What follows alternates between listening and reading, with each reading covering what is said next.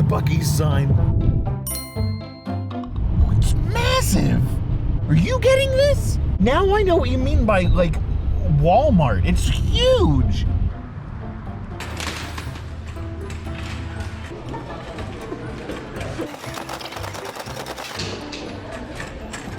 That's carbon steel, not cast iron. That's the one I want.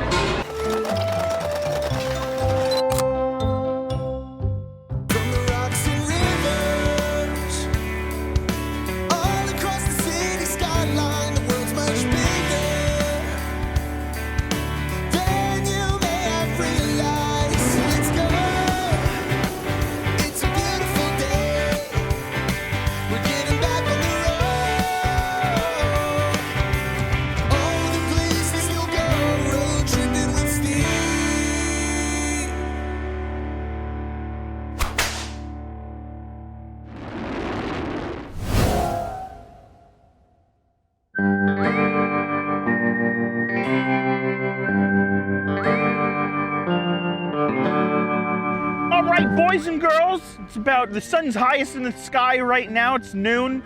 We just had some awesome shawarma, and now we're on our way to EOS, one of the big hitters in the additive industry, specifically metal additive. EOS was one of the first companies to be taken seriously because of their metal additive capabilities. So it should be a fun time at EOS. Let's see what they got going on.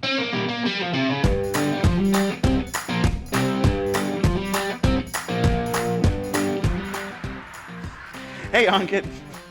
How's it going? Good. Steve LaMarca.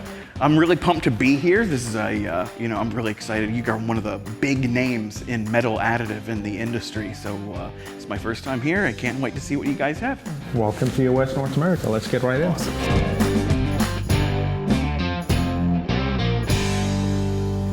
Wow. Nice, bright, clean facility. Yes. So is this your metal additive room? That is correct. Awesome. Welcome to the metal showroom. Thank you. So we don't do full-on production because I don't think that serves EOS as a business. So we're not in the business of making parts. For us, it's more about proof of concept, doing application development, and in some cases going pilot production. And then we work with the customers to either get their internal production up and running, or we work with their supply chain partners to get them up and running. So walk me to our first machine. Let's start over here. Yeah, this is EOS M290. It's a mid-frame machine. This is what is considered the gold standard in the industry.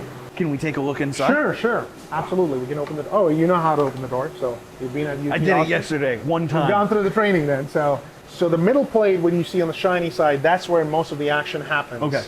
And that's where everything's like exactly. grown. Exactly. And that moves downward as the part gets layers and layers. Absolutely. And these pistons are where the powder is stored. Correct. And it's where is it? A recoater on the right side, maybe you can see here. Okay. There's a blade underneath which just kind of pushes the powder onto the bed, basically in different layer thicknesses depending on what materials we're processing. Yeah. And the left side is what we call the overflow, where the excess material kind of brushes off and gets collected. Gotcha. Okay, so when it pushes new material and it pushes it and then comes back. Yes. Gotcha. And then we have the laser firing, and then of course, since we're dealing with metal parts, everything has to be inertized. It has to be either in argon or under nitrogen, depending on what material we have. Right. And because of that, the whole chamber is completely flooded with the required inert gas, whether it's argon or nitrogen. And we're talking about maintaining oxygen levels either at less than 0.1% or 1% in the entire chamber. And you can see how heavy duty this door is. Oh, yeah. It's creating a vacuum seal.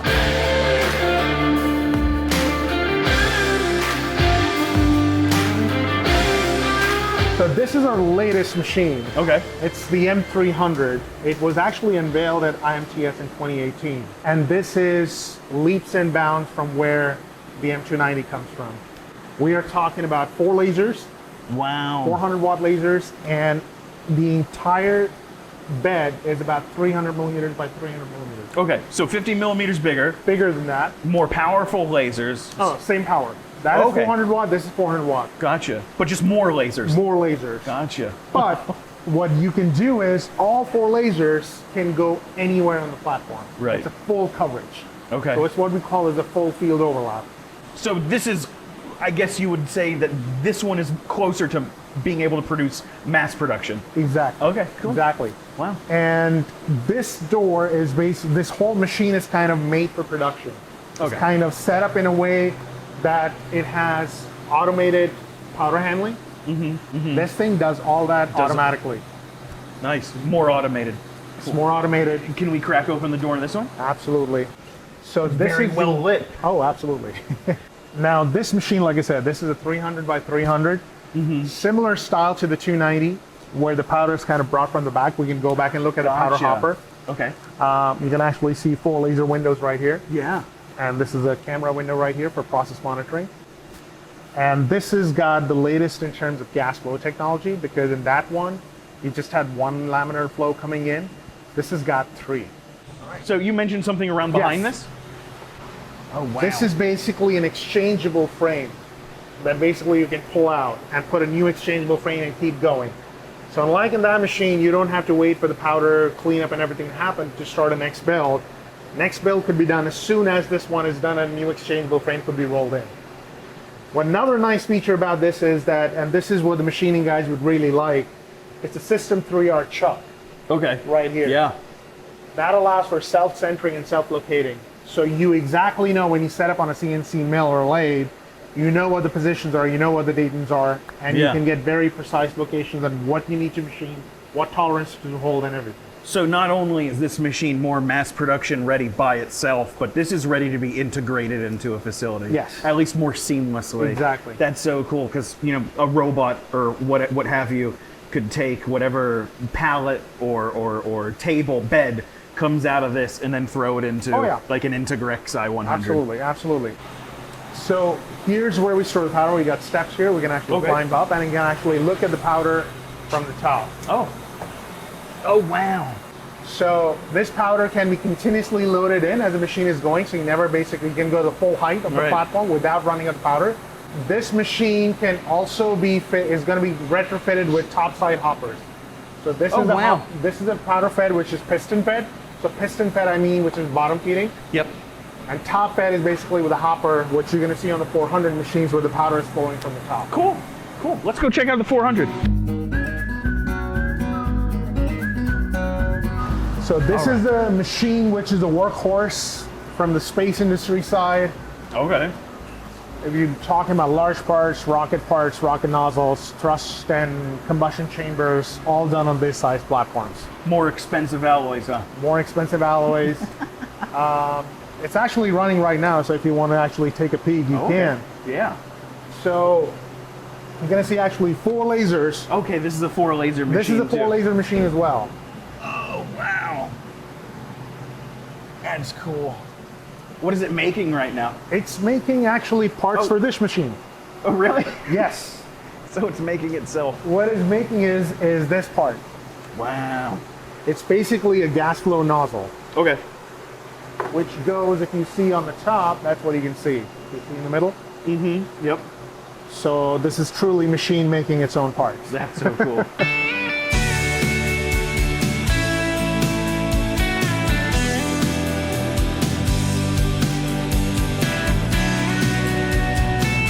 So this is a part that we worked together with Topology, and they actually wanted to see how kind of a detailed resolution set and how well they can design a part.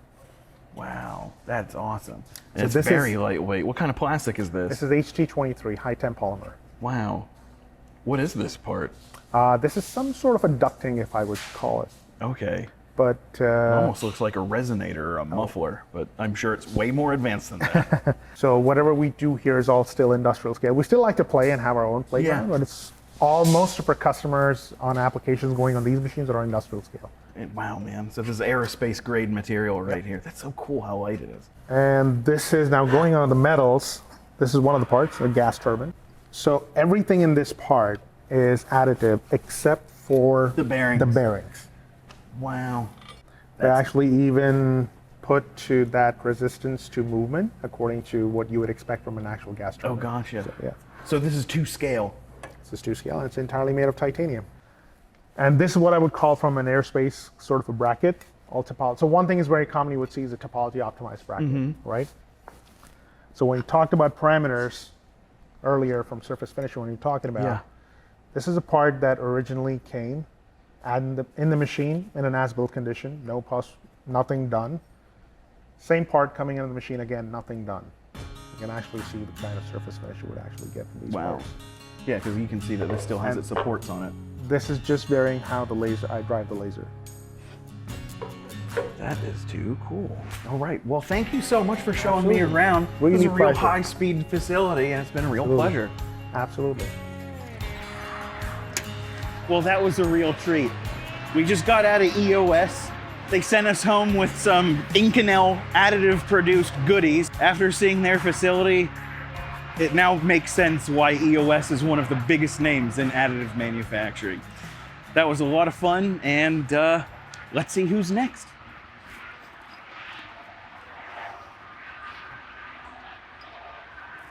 Okay, what are you doing?